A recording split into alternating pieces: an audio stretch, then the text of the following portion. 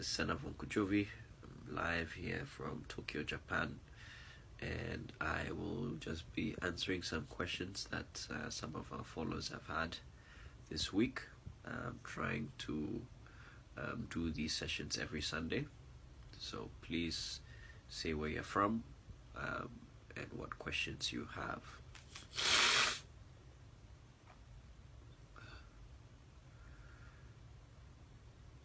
So I'm gonna just quickly read through some of the questions and then start answering them.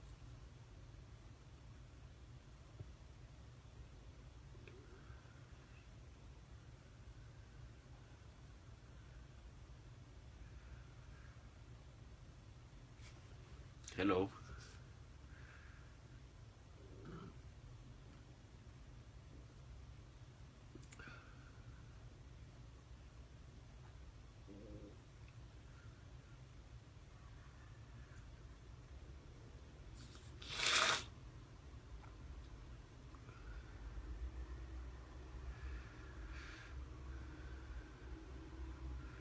Okay, so I have a question from I Am Selassie.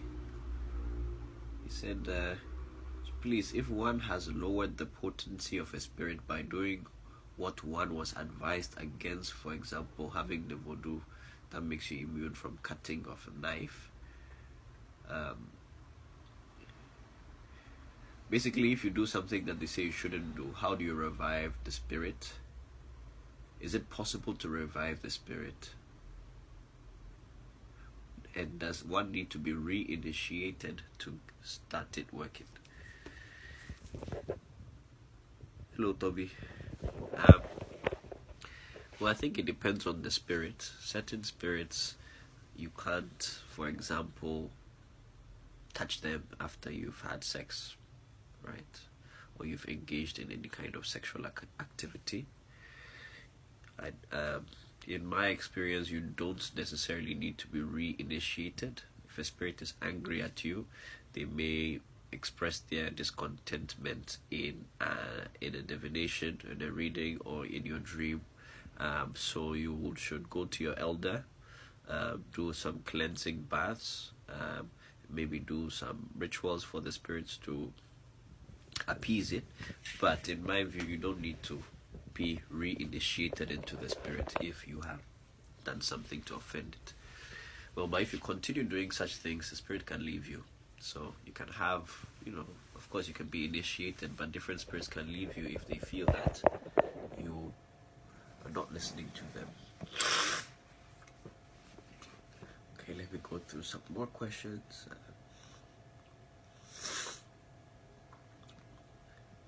Sedem Amuzu, I believe from Ghana, says, how will I connect to the spirit of the dead?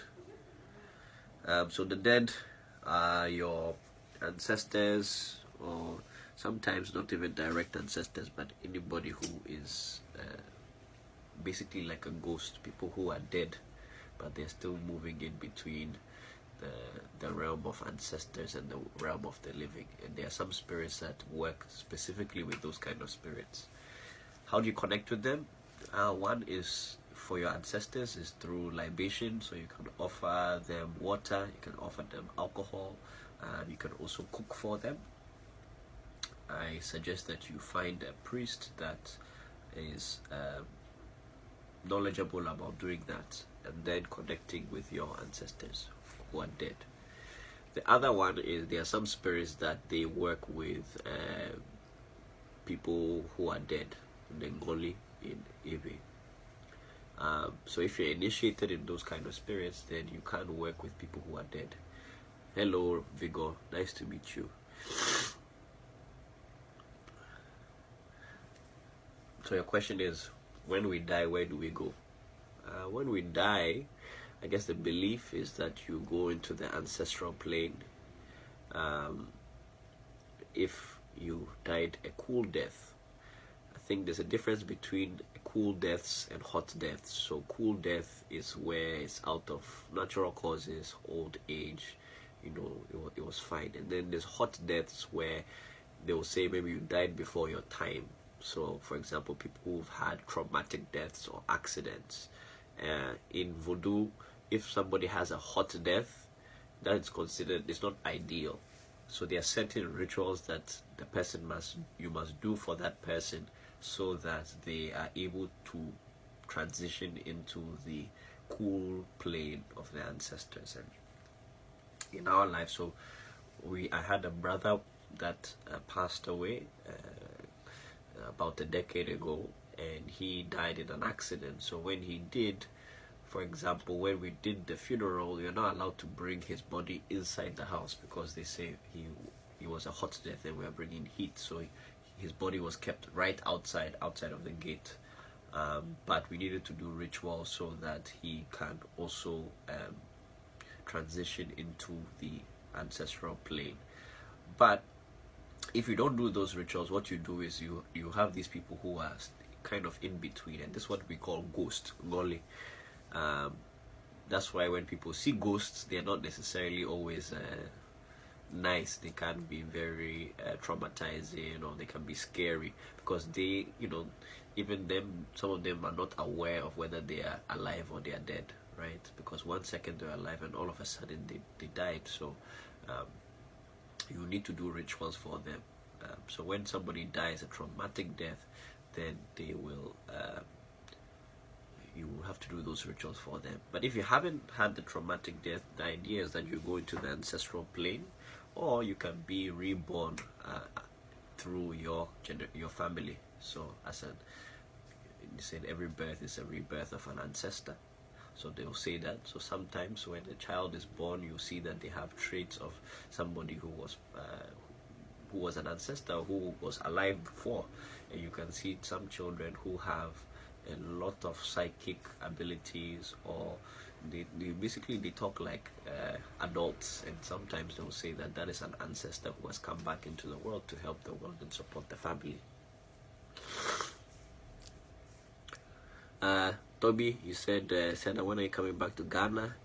I'm your role model and you really want to meet. Thank you very much for your kind words. I am not sure when I'll be in Ghana next. I was in Ghana 2 months ago, but my father, Christopher Voncujovi, and my brother, Pele Voncujovi, as well as my other family members are in Ghana right now. So if you are in Ghana and you would like to meet with us and speak with us, we are located in Accra on the Spintex Road opposite Bogas Furniture. So you can go there this week, and they are there.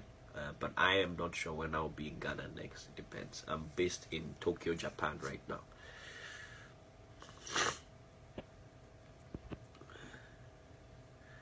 Nana Ikia Uredua said, why do we worry ourselves about the afterlife?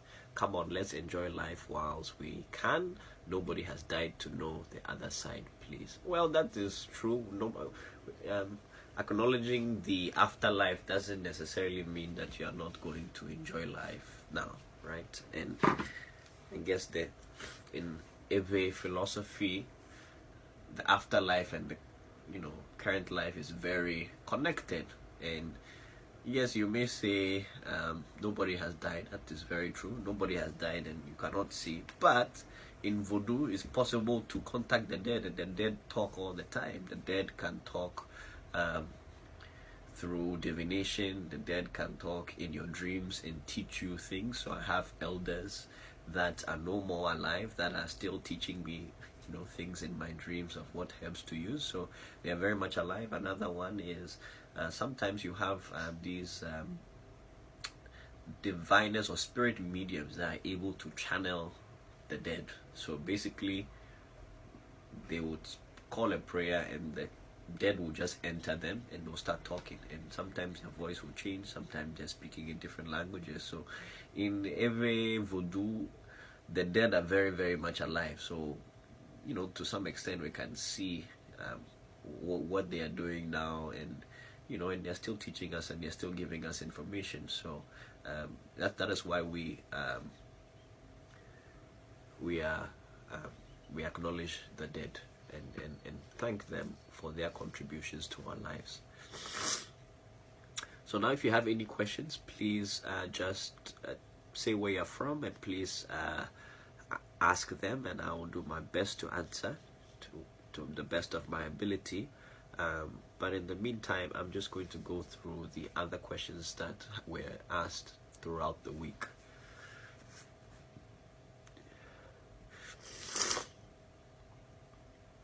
So somebody, Harold Rodriguez, is asked this question in Thank You Roman. Thank you for joining us from Memphis. Nice to meet you. Harold, he asked the question in Spanish, but he's saying, una persona no iniciada puede adorar a Voodoo. Can somebody practice Voodoo or somebody like Voodoo without being initiated? That's his first question.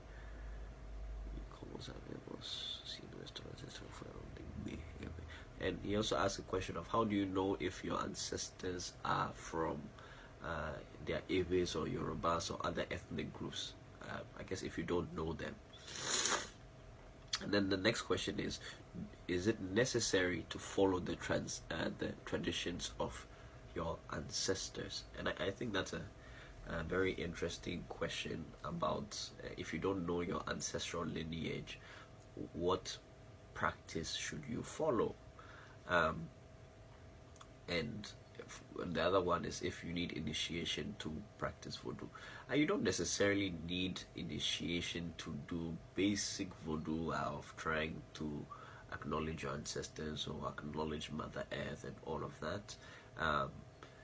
And there are also very different degrees of initiation. You can be initiated to go into Ifa or Fa, which is a very long initiation, which is a lifelong journey. Those are for people who want to become priests.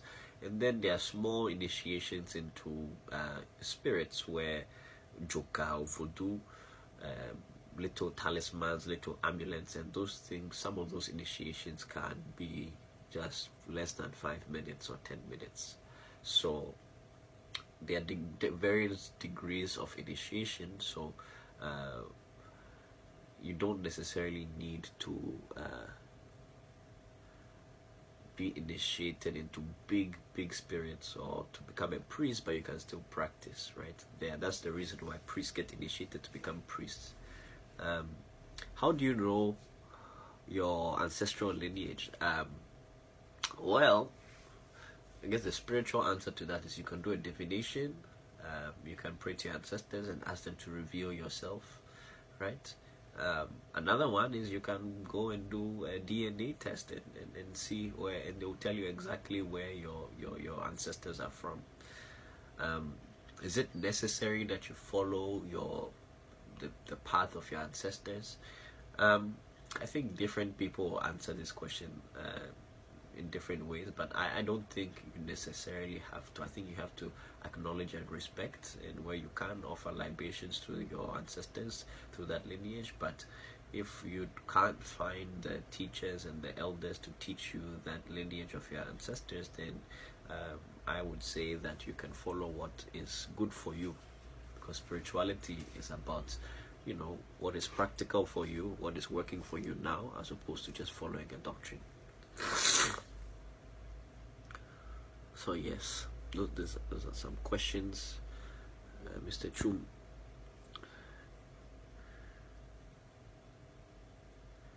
About how to pour libation.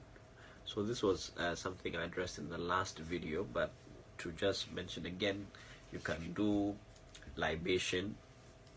Normally, you use right hand for normal spirits, left hand for ancestors, but that's what I've been taught. Different people are taught different things.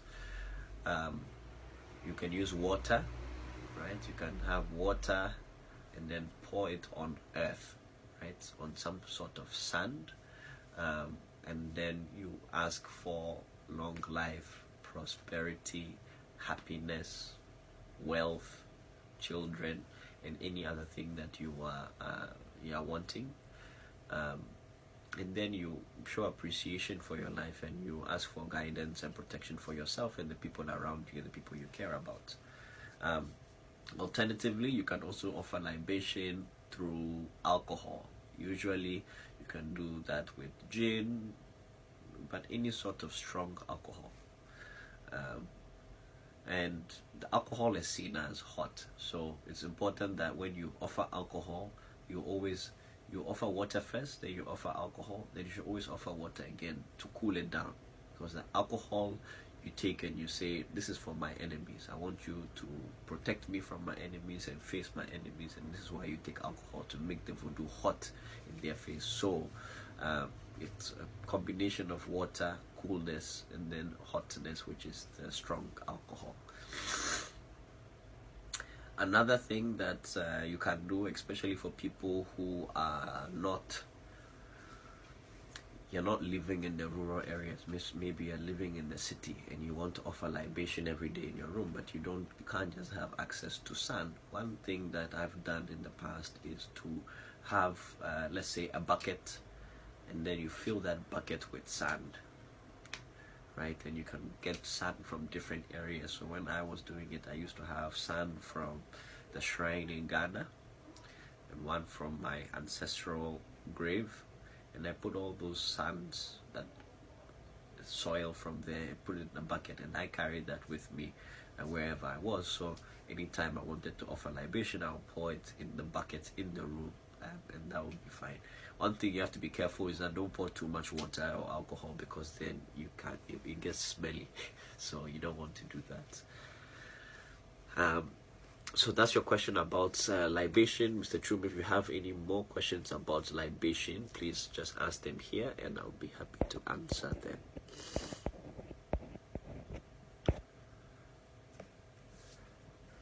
Yes, please share this live. I'll be doing this for about the next 30 minutes. We won't have too much time, but please let other people see this, and so that they can also ask their questions and also benefit.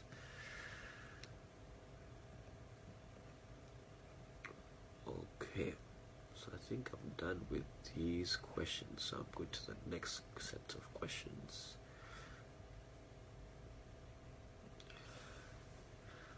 Excuse me, hold on.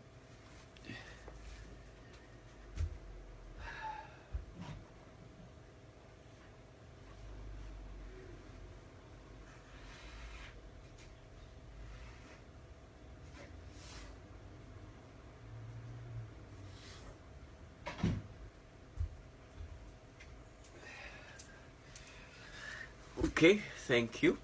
Sorry for keeping you waiting. So I have another question from Iris from Ghana.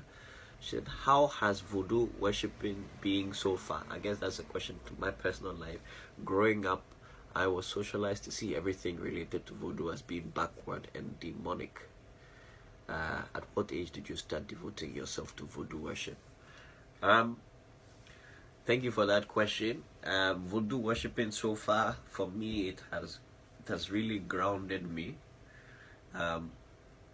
Right now I'm working professionally. I work in a Japanese foundation called Ashinaga that provides scholarships to orphaned but brilliant students in 49 African countries. So I have my own, career. At the same time, still a traditional practitioner. And what my voodoo practice has been able to make me do is it really grounds me, and it makes me proud to be African wherever I go. It allows me to have a very Afrocentric view of the world, regardless of where I am in the world. And anytime I have challenges, I'm able to overcome them, or I have the right state of mind to tackle them, because I feel like I'm not alone. Right, so I'm here. I'm the only one in Tokyo now. My whole family is in Ghana, but through the voodoo, I'm connected to them. So that's how, for example, my father and I communicate a lot through voodoo. Where if there's anything that I'm facing as a challenge, he can pray to the voodoo and they can work here, or I can pray to the voodoo and they'll act there, or he will do a reading and give me clarity of what is happening that I don't understand, and then I'll be able to do, or I'll do a reading here myself. So it is a big support system for me. Another, I think, that directly relates to my work is when you do prayers or you offer libation, you try and set very mini goals and accomplishable goals for yourself. And I think when you say what you want to do, it gives you a very clear sense of what you need to do to accomplish it, right? In the very immediate term, as opposed to just long-term thinking.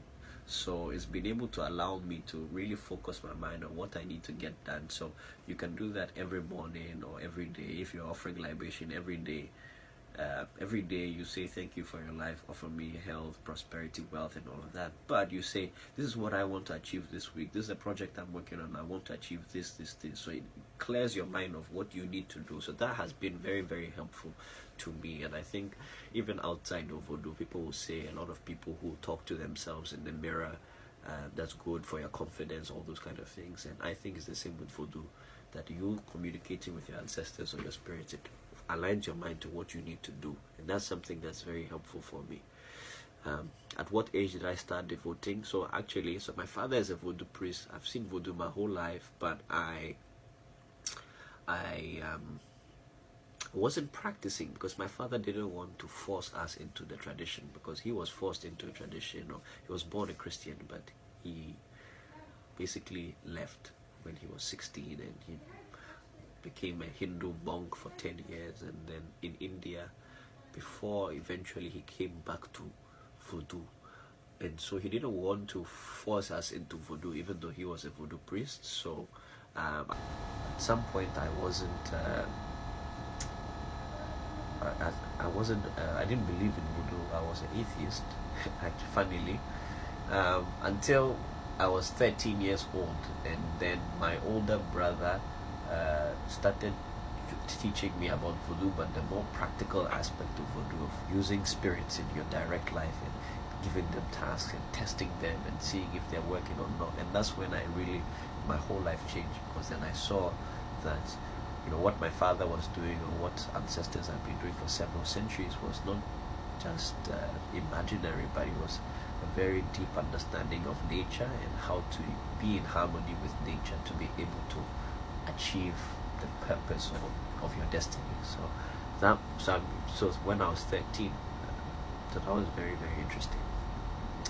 Okay, so now I'm going to answer some of the questions. So for those of us who are serious, who have spirits come to us, how would you recommend us helping those spirits or using those spirits for our benefit?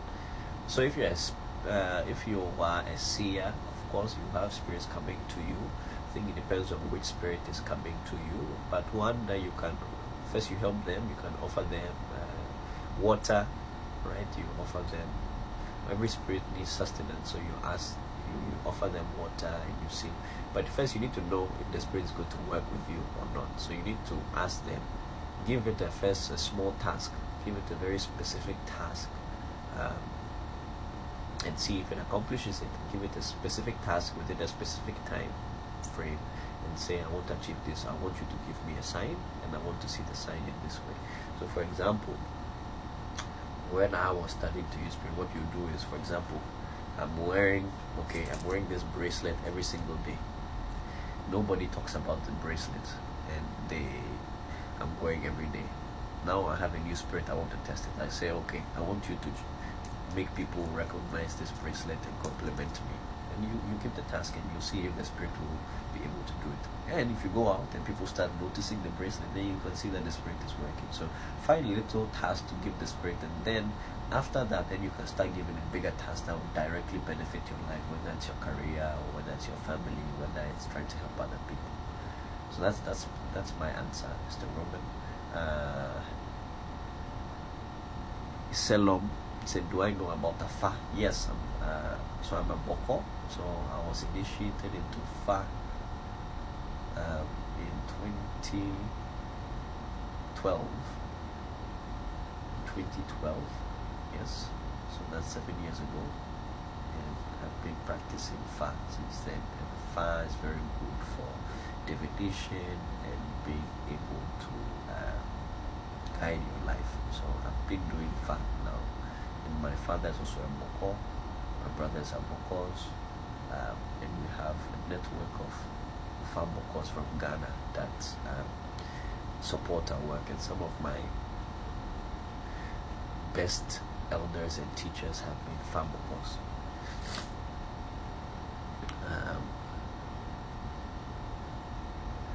This is Olufemi George from Nigeria. Thank you for joining us. So people who are watching this, please share this so that other people can see and also ask their questions. So thank you for participating. So Mr. Olufemi, your question is, you need to be present before a prayer can be offered and your problem solved. No, you don't. You don't need to be there. What you need to do is find somebody who is willing to work with you,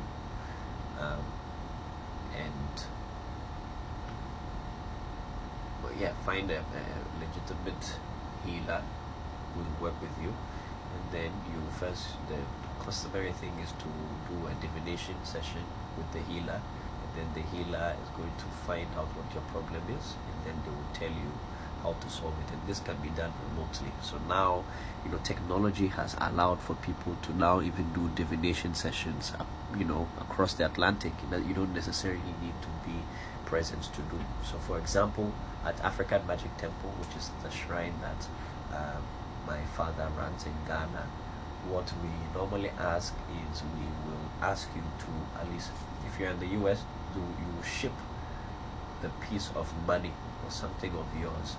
You rub it on your head, chest, your stomach, and you say your problem. And when you ship that to Ghana, once we have that physical thing, we're able to do a reading for you in Ghana, and we can call you and we'll be speaking like this whilst the divination is going. So you don't need to physically be there, but it also depends on your problem. There are some things that you can't do remotely. You have to physically be there. But if it is possible to do it remotely, then we will do it. But it really depends on what problem you are trying to solve, and what is the capacity of the healer to do so. Right? Is Mami Wata worship part of Voodoo, or is it something different? I think it is part of Voodoo, but that's not something that we do at our shrine. So we don't deal with Mami Wata. Mami spirits, usually they can see. They're very good seers. So I have elders who work with Mami Wata, but that's not something that we directly work with. And they were all Voodoo healers and Voodoo Voodoos and Bokors. So yes, Mami Wata.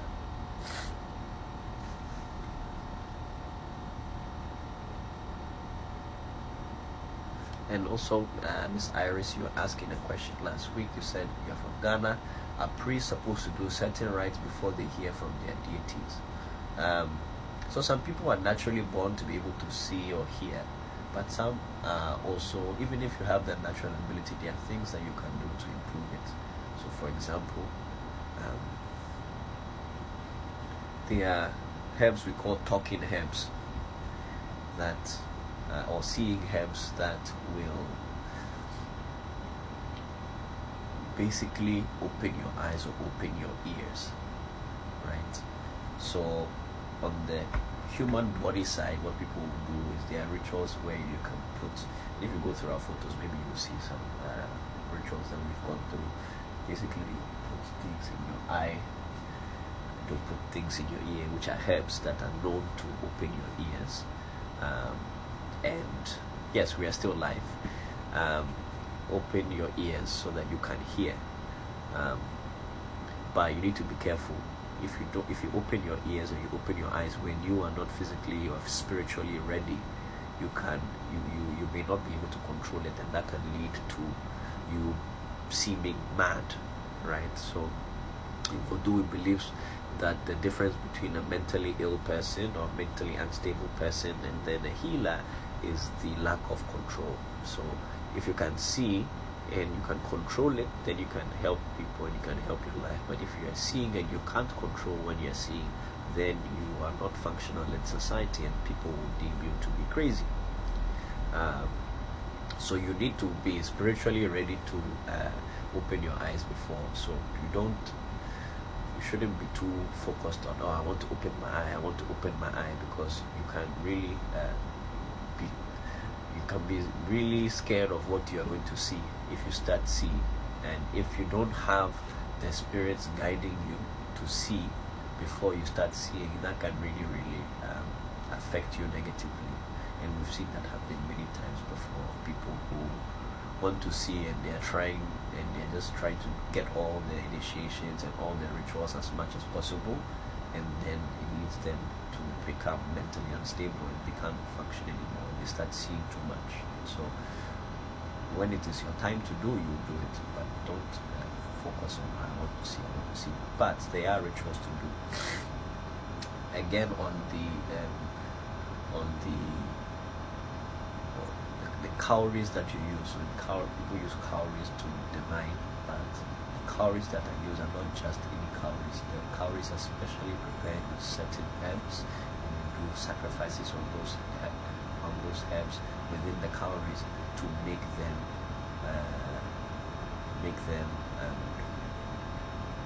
able to talk. That's why you can see, you can't just take cowries and start throwing them and expect them to do. Miss Deuce, I don't know if I'm pronouncing your name right. Have you received Orula whilst in Cuba? No, I did not receive Orula whilst I was in Cuba. I was initiated in Ifa, Fa in Ghana, and Ango Fa, which is the what we call the Yoruba style Fa, according to the Ewe Fa, in Ghana in 2012. So I did not receive Orula when I was in there, but I did witness a ceremony where somebody received Orula, which is, I think, what they call the one hand of Ifa, which is half. Yes, so that it was a very interesting ceremony to witness. Whilst I was in Cuba, there were a lot of similarities between the way we do our Fa rituals in Ghana and how they do it in Cuba, as well as very clear differences as well. But because we also did rituals over there, Voodoo rituals in Cuba, so they accepted and they allowed us to be part of their rituals. And if you go to our videos, we have a video called Peaceful Opposites, and that is where you can see we share our experience. It's a short film of what we did in Cuba, what we learned in Cuba, which I think you will like. So I did not receive Orula when I was in Cuba.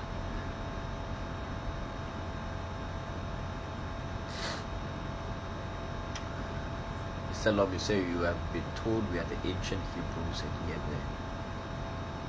the ancient Hebrews. So I don't know too much about that story to give you an informed answer, but I think one issue is that it's not only atheists that are saying that they are Hebrews and they are Israelites. Yoruba people are saying that they are Hebrews and they are Israelites. Igbo people are saying that they are Israelites, and I think for me it's Voodoo and African traditions are beautiful and rich and strong enough to stand on their own without having to make an association with Abrahamic faiths or with Israel. It seems now like a catchphrase for everybody to say we are the ancient Israelites and all that, as though to try and justify their strength. But Voodoo doesn't need to do anything with Israel for it to be powerful. So I personally do not.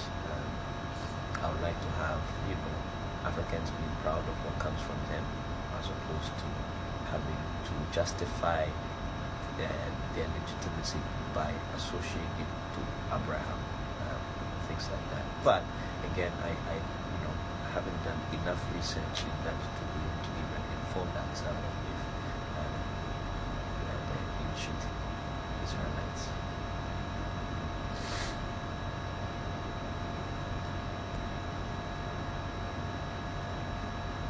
Sally from Ghana, thank you. Say, can you be a Bokor and freely attend charismatic churches? Of course you can attend, but I choose not to attend, but you can. There's nothing in Voodoo that says it's this is very interesting for me, because people in other faiths, especially Christians in Ghana that I've experienced, for them they tell you and they claim that they are open religiously and they respect other faiths, but they can't come to a shrine and feel comfortable. They think that when you go to a shrine that they are going against God, right? But there's no way in Voodoo that says that me going to somewhere, some other practice that is against Voodoo, that is against Fa. Nobody will say that. right? If anything, the tradition will tell you that God is everywhere. No one man can have all wisdom, have all the wisdom in the world. So Voodoo practitioners are always trying to learn from others. If it's working, then teach me. If it's not working, then I'll not use it. But if it's working, teach me. So you'll see Voodoo practitioners that will use, for example, even the Bible to do reading. So what I mean, they use the Bible is they have some spirit supporting them, and they will open the Psalms, and from the book they should be able to tell you what is happening in your life, or according to what the spirit is guiding. So you have Voodoo people who are using talismans that are their Quranic texts in the talismans, right? And these are all Voodoo practitioners, and they're using faith from different, my father he spent a lot of his time in Thailand, and he even carries a Buddha on his neck every time. So if you're a Voodoo practitioner, what you should know is that there's knowledge everywhere, and it's not only in Africa or even that there's knowledge. And if you have knowledge that you can use and tap into, you tap into it. So me personally, going to a charismatic church or going to a church, it doesn't affect me in any way. But for me, I'll ask, what's the point, right? If it's something that I can use and I can send it and it will work for me and work for people, why not? But if I can do that through Voodoo, I don't necessarily see why I need to go to the church to do it. So what you see is, it's rare for you to see Voodoo practitioners going to church to ask for help, but you see a lot of pastors coming to Voodoo practitioners to come. But that's, it's up to the individual, and there are people who use to do both. But there's nothing in Voodoo or Fan that tells you that you can't go to a church, you can't use information. We also have rituals that we do, that we invoke certain spirits that are not traditionally from Voodoo, right? Because we're just using them, and it's working. So thank you, Sally.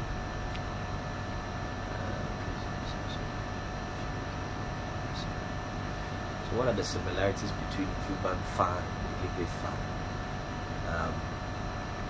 One is the way that divination is done. So even in Igbe Fa, the divining chain called the Bumaga, they are in Anangofa, when they say the Yoruba Fa, they throw it forwards, and then in Jisafa they throw it backwards, and they use 3 chains. So that's a key difference, because in Cuba there's no Jisafa when they throw backward, they always throw it forward with 1 chain. And another one is when they are doing the divination in Cuba, they sometimes will use I don't know how to call this, but they have a sack where they have these items, and they will ask you yes or no, they put it in your hand, and then they throw the chain and see if it's on the left side or the right side. It's to answer questions of yes or no. But in what I've seen in Ibefa is they'll use more the voji, which is a whole sack of items that they will use to determine what it is. So in Cuba they're using maybe 2 main, a shell and then a seed, whereas in Ibefa they are using a whole sack of items to determine what is the cause and what you need to do to solve the problem that's happening in the side. Also some key differences. Also in the Cuban Legua, which is Legba, they will say it doesn't eat pigeon. At least that's what I've heard. They will say it doesn't eat pigeon, whereas some of the Legbas that I eat from Ibe, they eat pigeon. They actually love pigeon. All of them have to go right? And another difference that I've seen is that in Cuba, people who are not Bokor, so people who have not been initiated into Fa can have Legba. They will get what they call the rebels, which is a group of warriors, they call them, that people get. They will get Guerrero. Somebody can have this, which includes Legba, without being Bokor. But in our tradition, if you are not initiated into Fa, you don't have any business Legba or having it.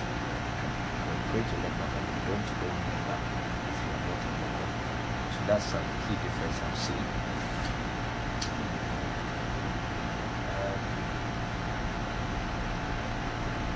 also more just on a more practical level. The Cuban fast seemed very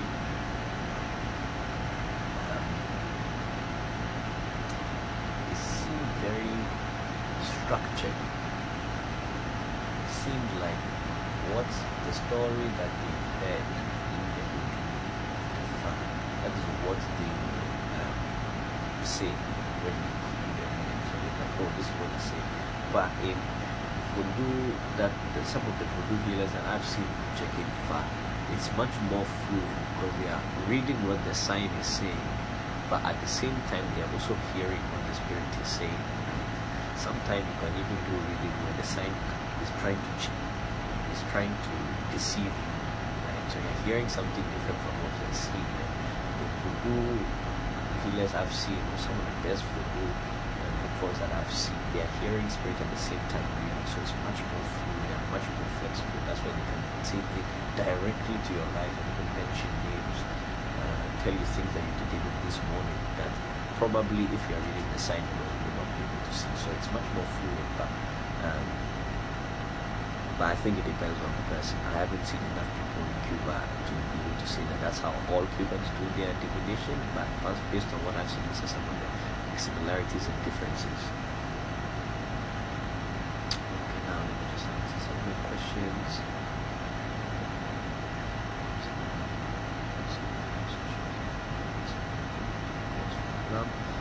So if a person normally dreams about visiting the beach, seeing people at the seashore, sometimes going into the sea, is this something that should be a cause for alarm?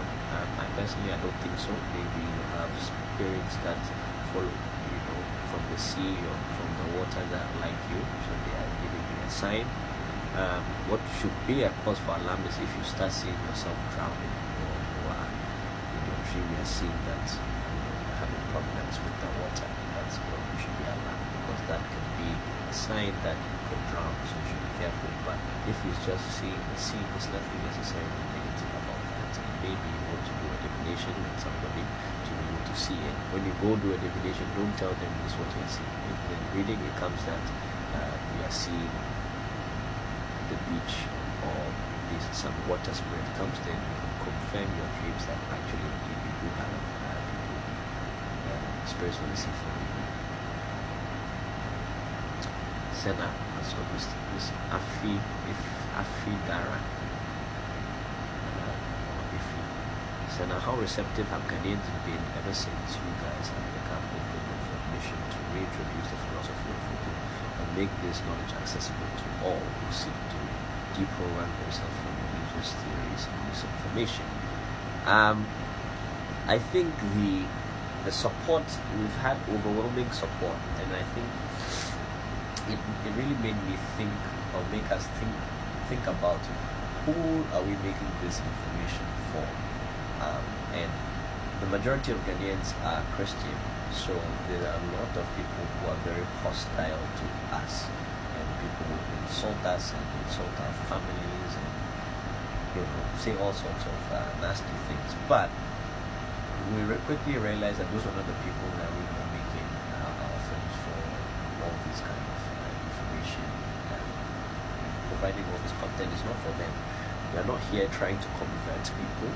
We are here trying to give access to people who want this information, and there are people like that, especially the youth in Ghana, but not only in Ghana, but also in the diaspora. There's a lot of people in the diaspora. There are a lot of people in the diaspora who want this kind of information, who don't have this information. They can't get information from a trusted source. So they have been the backbone of our work, and they've supported us. And so we, sorry if I'm not speaking loud, I'll speak louder now. But yes, I said people in Ghana, especially the youth, who want to have this information, who are tired of religion sometimes, they are the ones who want access to this information. And what we've seen is that our platform has been able to connect people who think alike together and to openly share views that they've all had themselves, but somehow they've been isolated in society, because when you're in Ghana, you say that you're a traditionalist, that's seen as a negative thing. When I was growing up in Ghana, my own teachers used to call me a devil worshipper. You know, and when you're growing up, you know, sometimes, you know, you're a guy, you're interested in girls. Some girls will tell you they cannot be in your life if you are a voodoo practitioner. But there's a lot of people who have these sentiments, but they have been isolated. But through the platform and through the comments and through the dialogue, we are seeing more and more people coming together. So that has been our support. So I would say, generally speaking, we've been very positive so far in terms of our work and our support. But obviously there are people who don't like it, but they are not our target, so that's fine.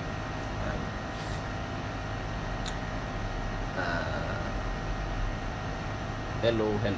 Thank you all. Please say where you are from, and if you have any questions about my life or about our shrine or about Voodoo, I'm happy to answer them. Please say where you are from, and also please share this so that people can also see this.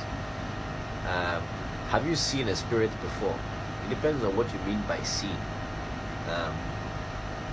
I've experienced when I was in university, a spirit visited me in my sleep. Not sleep, I wasn't sleeping, I was awake, but then I became paralyzed, I couldn't move, I was on the bed, the spirit was coming, I got scared. I shouldn't have been, but that's what I was saying, that when you start seeing, you may see things that you may not expect them. But I was so surprised, so I was like, I was surprised, but I couldn't move even if I wanted to move. And this happens to certain people. Sometimes when people call it sleep paralysis or sometimes, but sometimes the spirit is going to see you, especially when you are sleeping or you're about to wake up, you can be paralyzed. And then the spirit will come, and that's happened to me, and I've seen that, and that's also happened to my sister. My sister has seen when she was in her room, she got paralyzed, and a lady came to visit her in the sleep. So that is the can afa lie, but if you don't have the proper spiritual guidance and the command, it can, let me not say it's lying, it can be tricky. That's why people have these things called ache, which is like the power, and it's like a powder that you use to command, or a spirit used to command the truth or the right thing. Because, for example, afa by itself is like we say it's like the chami, which is the spokesperson of the spirit, and the spirit can be some spirits are there to tell you lies, some spirits are there to trick you. So your job is to try and find out the right information, and you need to use certain spirits to help you do. But especially if you are a new practitioner, for example, you ask a question. Is it a yes or is it a no? If you ask fa, it can tell you yes, no, yes, no, yes, no. So then which one is it? So you'll be confused, right? So that you have to know how to deal with it, and you have to use certain herbs and certain spirits to guide you to get the right answer. But you also need discipline, because if you don't have discipline and you are not able to pick the first instinct, which usually is the right answer when you are doing divination, you are going to be like this. You don't know if it is this way, if it is that way. So that's what I would say my lie. It's not that they're going to tell you something completely wrong or whatnot, but they can give you very confusing directions. So you need to be careful about that. Do you Ras or Kante? Thank you. You said, do you have bad spirit? What do you mean by bad spirit? If that's your question, do you have bad spirit? I don't know what you mean by bad spirit. Do you mean a spirit that can destroy? Because a spirit can destroy doesn't make it bad or evil. And do we have destructive spirits? We have spirits that have the ability to destroy. We don't necessarily use them, but if we have to defend ourselves, we have to defend ourselves. So we do need to have destructive spirit as well as spirits that can create. It's a balance. We don't use them to harm people, or we use them to defend ourselves. Right? So because a spirit can do bad doesn't make it bad. So for example, the Haitians in the Haitian Revolution. They used voodoo to overpower the army and the navy of Napoleon, and they became free. They became the first free black nation in the world, and they had to use the destructive element of voodoo to fight. But is it a bad thing? No. If you're fighting for freedom, you're not going to be using nice things. That is war.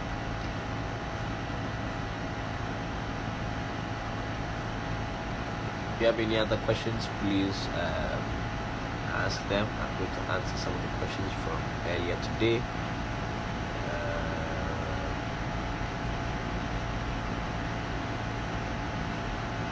I'm from somebody's rudest. Yaro says, I'm from Kweu. Please, how can you awaken a spirit which is not responsive? No, I think I answered this question already last time.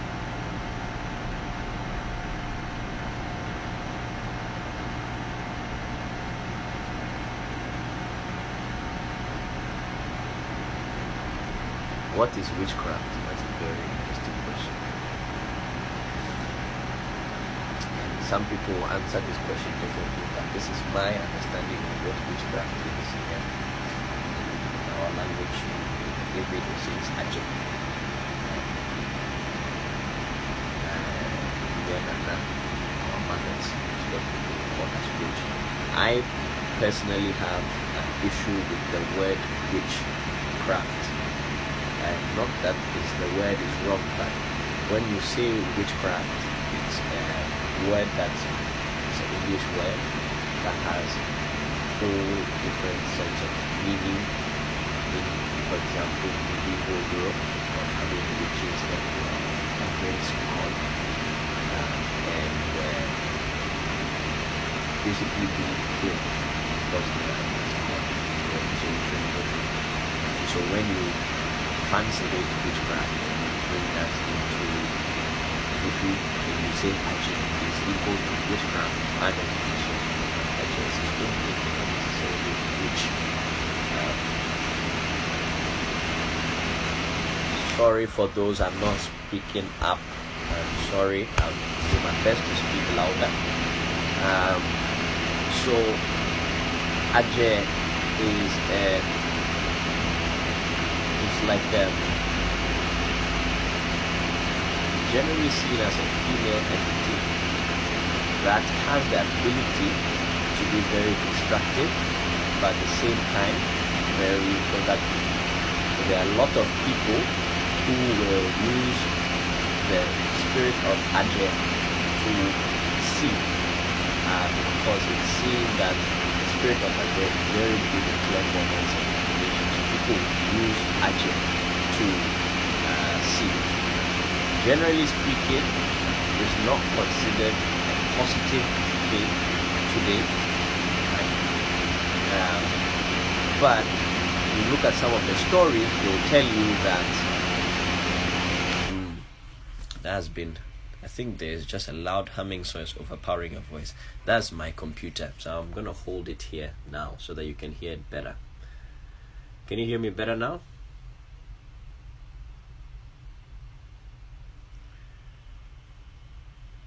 If you can hear me better now, please give me a thumbs up so that I can continue. Yes, okay, thank you. So Ajay, so there's a story that I would like to share with you of what Ajay, the power of Ajay. So there was a story in the Afa Udu Ngolikoche, which talks of the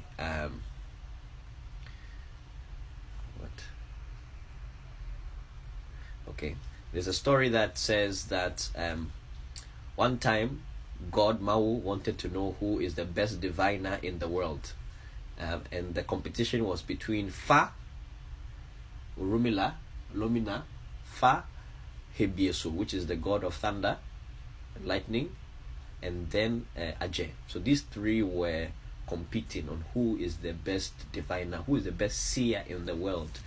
And the story goes that Mao said that they should count how many human beings are in the world, and so they're each trying to determine, and they said the person who can identify how many human beings there are is the champion of the person who can see the most. And so all the spirits, Afa said, is the one who can see the most, and checked with his Gumaga. Checked with his Gumaga, but he wasn't able to count or see all the human beings. And then Hebieso also came, because Hebieso can strike lightning, struck lightning, and he was able to flash in the darkness a little bit and count a few heads, but he wasn't able to count all. And then Ajay came, but Ajay expressed itself in the form of a fireball. It's like a sun almost, and it was just radiating light. And because he was radiating light, he was able to see everything, and he was able to count. And that's when they say that Ajay can see the most. And among all these three spirits, Ajay is the one that can see the most. And this is in the first story in the Odu Ngolikoche, which is there. So that story to me tells me that Ajay can be used for positive, it can be used for negative. It's generally seen as a feminine force, but then both men and women can use the power of Ajay to do things. And now when people will, some people, if you are doing a reading and the person can see, or even the person has a natural clairvoyant ability, they may identify that person as Ajay or witch, right? Then that doesn't necessarily mean that it's negative. But there is also a very negative side which can bring chaos in your life, right? People will say envy, jealousy, that kind of negativity these are sentiments that are controlled by Ajay. And if you have that within you, then that force can really drive you to do negative things, right? And destroy people. And that's why people are very scared of Ajay, because Ajay can really destroy. When we say Ajay is disturbing somebody, what we will do is we will cook food for them, right? So we are cooking food for our mothers, because you can't destroy them, but you can cook with them so that you can coexist. So that's how people interact with Ajay. So it's like a love-hate relationship, but there are people who are just doing that Ajay alone, and they are successful, but sometimes they are not seen as positive. Or there are a lot of people today who will say that that is a negative force. But I think we definitely have to look at it within the context of colonialism and translation, because, for example, at some point somebody will say that in the Yoruba land, Eshu was translated as devil, and now people have translated Ajay as witchcraft, but they are not the same words, right? And you have to understand them from both sides to say. And so sometimes we have inherited a lot of mistranslations and sentiments within our own tradition, and I think that we need to rethink those things sometimes. But that is me. I don't speak for everybody. Some people will have a very different view from me, and that is fine. But this is my view, my understanding of what Ajay is, and a lot of the nuances of what we mean. And unfortunately, this is something that affects women more. So when people are labeled as witch, even though both men and women use Ajay, women tend to be more stigmatized for that. And I think that is something that we should take into account when we start asking about witch. Mr. Menuhati, question is it fair or accurate for people to say they are practicing voodoo if they are not initiated in either African voodoo or Haitian voodoo? What would you suggest to those people who call themselves witches online and claiming to practice voodoo, etc.? Well, it depends on, I think if you are following the teachings that are prescribed by Haitian voodoo, which I don't know that much about, and Ewe voodoo, and respecting that is cool. Can you claim to be a priest of voodoo when you haven't been initiated? I don't think so, right? I think that becomes very subjective. What do I suggest to those people? I think you can call yourself a witch, you can decide to do anything you want to do, but you shouldn't try and claim a legitimate position when you haven't followed the tradition or the path that have been there for centuries. It can be insulting, right? Of just making voodoo to just because you believe you are spiritual in your head, then you get up and say that you are a voodoo priest. I think that's insulting. But it's also important for practitioners to raise their voice up and to give information about what it means to be a voodoo priest or a voodoo practitioner according to the traditions of our ancestors, and then sometimes challenge these people who are saying, some people recently say you can be there's no need for initiation to practice Fa.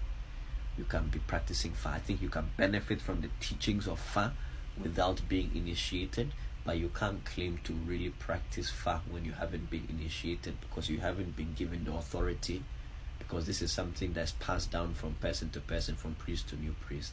You can't claim to just tap into something when you haven't been given the authority or the legitimacy. That you can practice, of course, but that may just be in your head.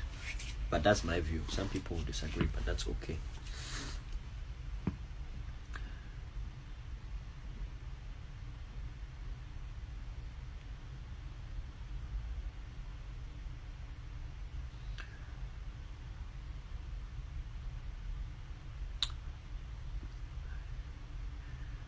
Okay, so I'm just going through some of the questions. How can you have Joka? You have Joka by being initiated into Joka. One way people receive Joka is by being, you swallow the seeds. Wait, let me see if I have some.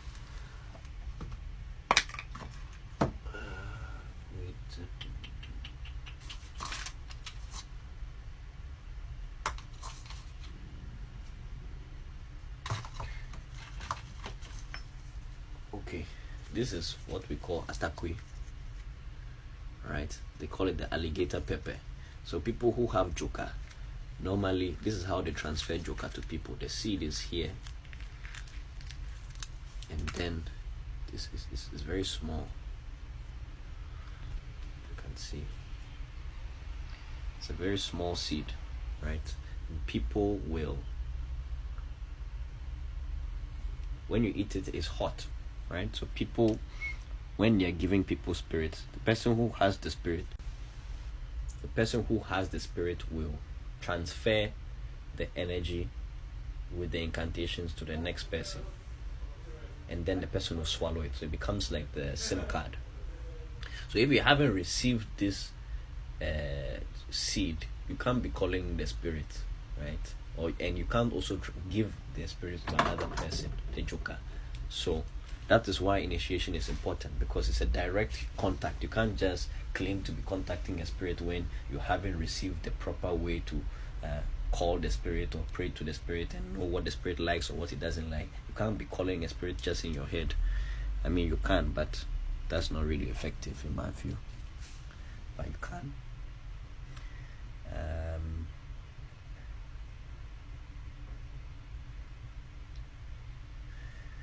Some people use Miss Iris, you're asking, when people are initiated into voodoo, are they also given witchcraft spirits? Not necessarily. People are initiated into witchcraft, and some people are get spirits that deal with working with Ajay, right? But that is not all of voodoo. Some people are in voodoo who have nothing to do with witchcraft, nothing, right?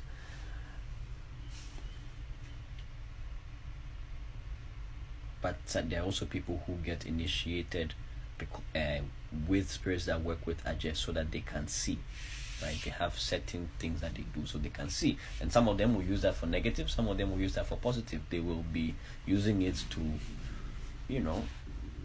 dream, and they'll be able to dream and see whatever is happening to another person, and then they can tell them stories and have very vivid visions. So not all people who are in voodoo are dealing with Ajay and witchcraft, no.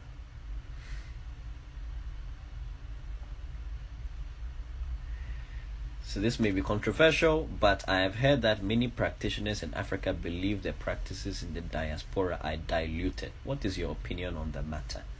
That is a controversial question. I think it depends on the practitioner. I can't speak generally and say just all diasporans. I think there are healers that I am even like diviners that I've seen in the diaspora that are better than diviners I've seen in Africa, and I've seen diviners in Africa being better than diviners in that. But what I've seen, the best diviners I've seen are in Ghana, who are And whether the practice is diluted, I think there have been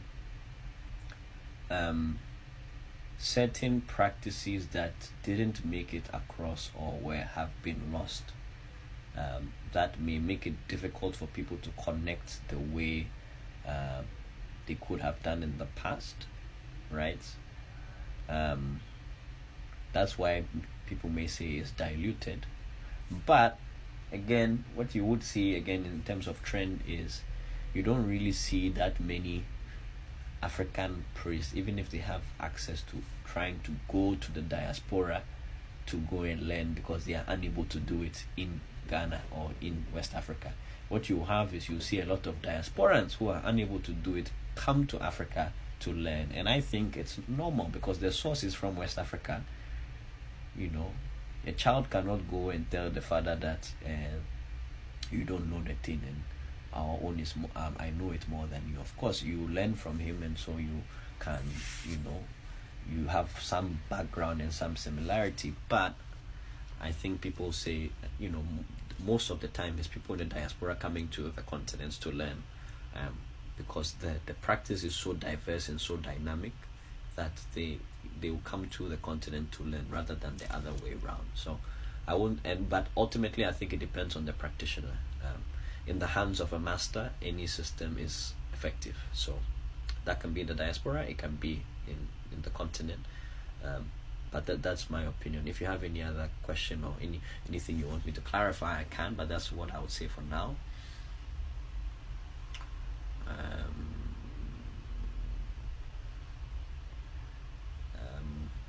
So I'm going to go in about 10-15 minutes. About 10 minutes. So if you have any more questions, please ask them. Ms. Dew said, you explained how these practices are very pragmatic. When you didn't believe, what happened that made you change your mind? So on this same thread, I was talking about how I started practicing at the age of 13. One clear thing is when I started seeing diviners. When I started seeing diviners actually able to tell things that were happening in my life exactly. Some of them were able to mention even names. Right? I was so shocked. I couldn't believe it. I couldn't believe it when you are initiated into a spirit and you give the spirit a task, and the spirit is able to accomplish it, and despite your doubts, the spirit is able to do, just complete the task. And there should be doubt. I don't think you should be practicing just out of faith. That's Voodoo is not based on only faith. You can only have faith after you've seen results.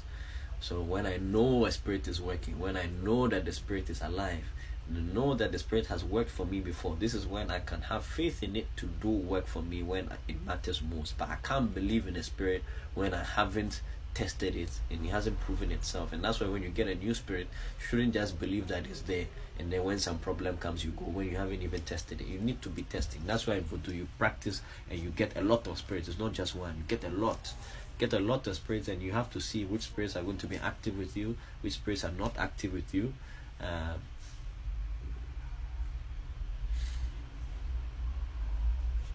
So you have to test which spirits are with you and how to use them and what they like and what they don't like. A spirit can be alive, but it will not be active with you. It's just like a human being. Somebody can be a good person, but they're not necessarily your best friend, right? Doesn't mean you don't respect them. You respect them, but you need to find that friend that is going to work with you. That when you send it, he or she is going to respond. And it's the same in the spirit world.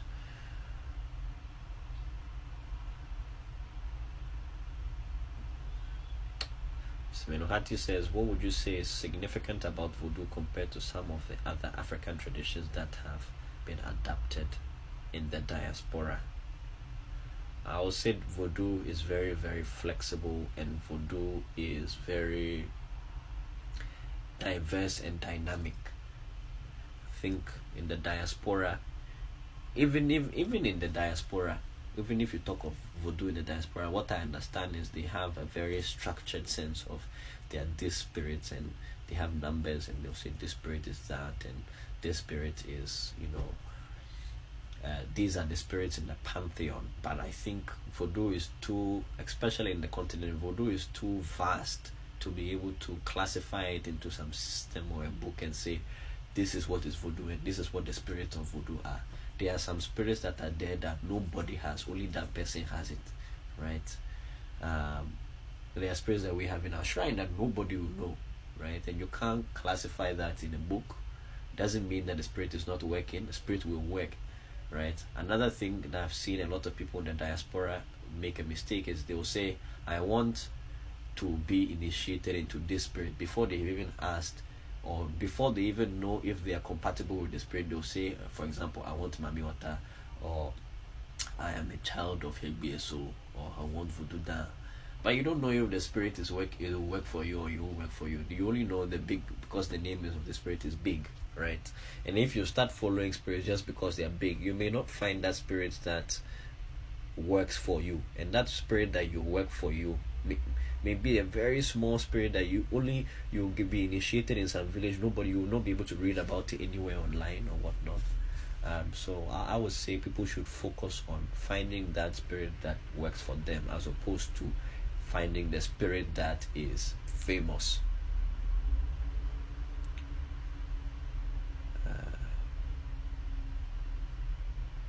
Yeve is part of Voodoo, is the original Voodoo. I am not in Yeve, so I cannot speak on behalf of Yeve. But some of my elders were Yeve priests, and they'll say it is the original spiritual cult of Yeve people.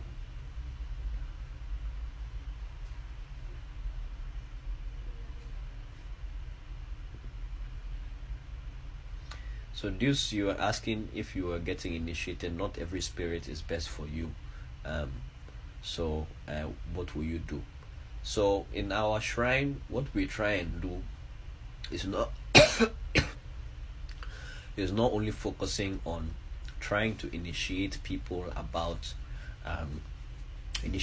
into certain spirits, but we try and initiate you or increase your consciousness about general things, right? So for example, we will initiate you into getting cowries, right, so that you can divine for yourself and prepare that for yourself. And if you have cowries that you can use, you don't need to be initiated into a spirit in our shrine to be able to divine, right? So if you went ideally somewhere else and you got another spirit that works for you, the cowries and the knowledge of being able to divine properly will help you.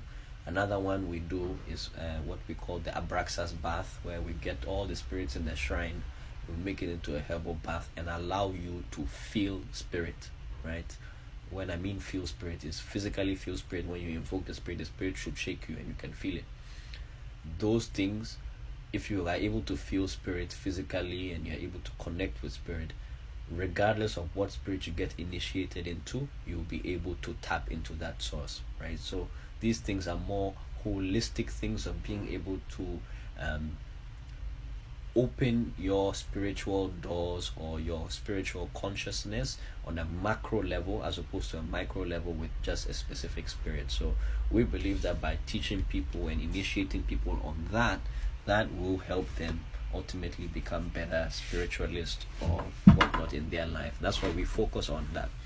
And we also do readings. When we initiate people, we'll have a fire reading, or we'll use the mirror to divine and to see what is this person's life, what's their destiny, what are the spirits that will work with them, and the spirits that will raise their hands, and then we will do that. But it's all dependent, it's very personalized to the person. But as I said, if our shrine is not the place for you, you don't necessarily need to come to our place to do it, right? But we are happy to support you.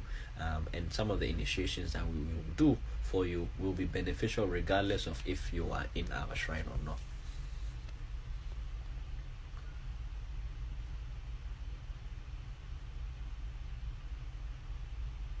Hello. I think you can to your question, Roman, in Voodoo, is there a specific way that you recommend greeting spirits you're working with, or just simple hello, you are today? I think it depends on the practitioner. You can say it in any language that you like. People in Eve land will speak in Eve.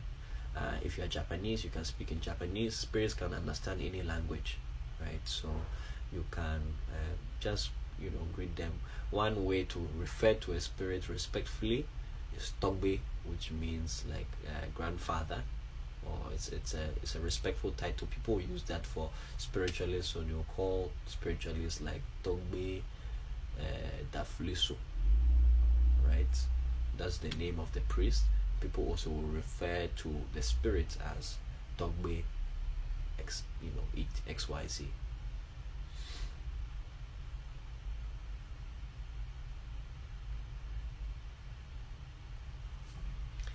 Yes, so I'm about to wrap up now. Thank you very much for your contribution. This has been very helpful.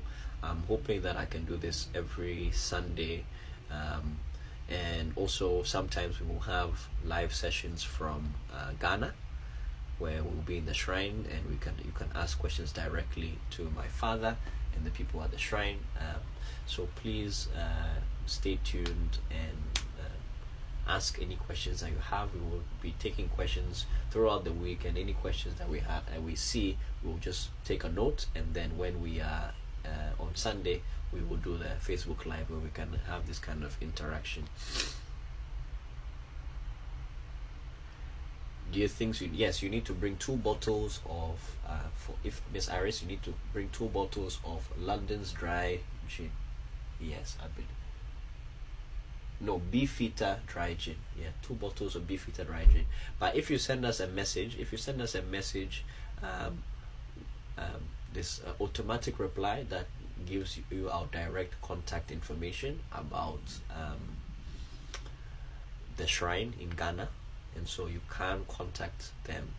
If you send us a private message to Revolution, then you will get the contact information, so you can directly speak with my father, and he will be able to guide you.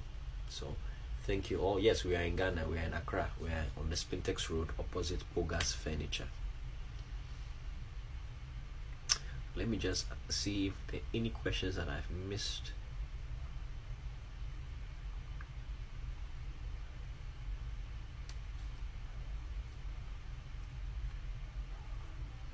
Please share this so that other people can see, because this is going to be up.